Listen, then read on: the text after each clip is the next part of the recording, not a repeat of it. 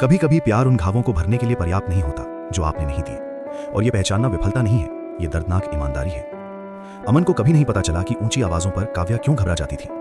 क्रमशः 37 और 27 साल की उम्र में वे चंडीगढ़ में एक पारस्परिक मित्र की सगाई में मिले और जल्द ही करीब आ गए। काव्या सौम्य, शांतचित्त और गहराई से देखभाल करने वाली थी। एक ऐसी व्यक्ति जो बोलने से ज्यादा सुनती थी, जो छोटी छोटी बातों पर ध्यान देती थी, जो लोगों को समझ में आने का एहसास कराती थी।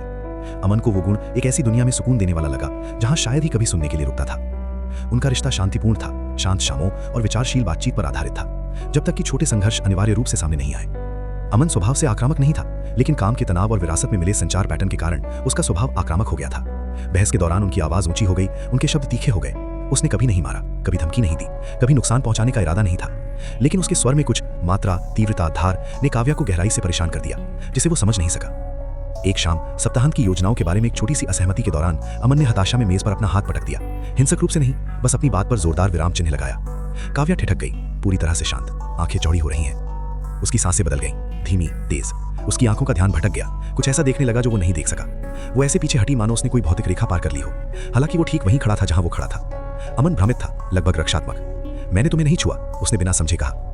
उस रात जब सन्नाटा असहनीय हो गया तो काव्या ने आखिरकार उसे वो सच बता दिया जिसे उसने बहुत ध्यान से छिपा कर रखा था। पिछले रिश्ते के बारे में जिसमें भावनात्मक और शारीरिक शोषण शामिल था।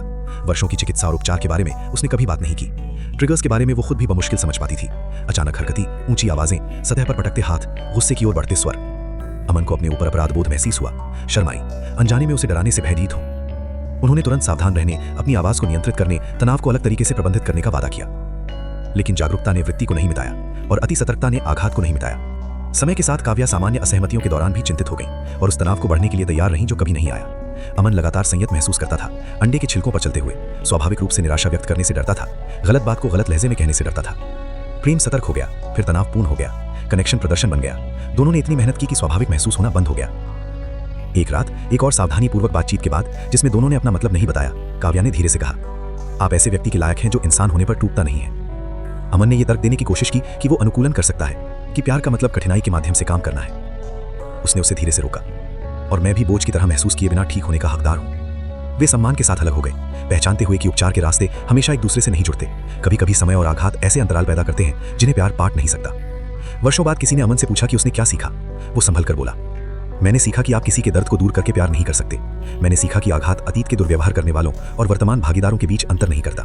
और मैंने सीखा कि कभी कभी सबसे प्यारी बात यह है कि स्वीकार करना कि जब कोई ठीक हो जाता है तो आप वो नहीं होते जिसकी किसी को जरूरत होती है।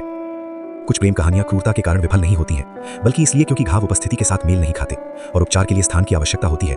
पार्टनरशिप हमेशा प्रदान नहीं कर सकती।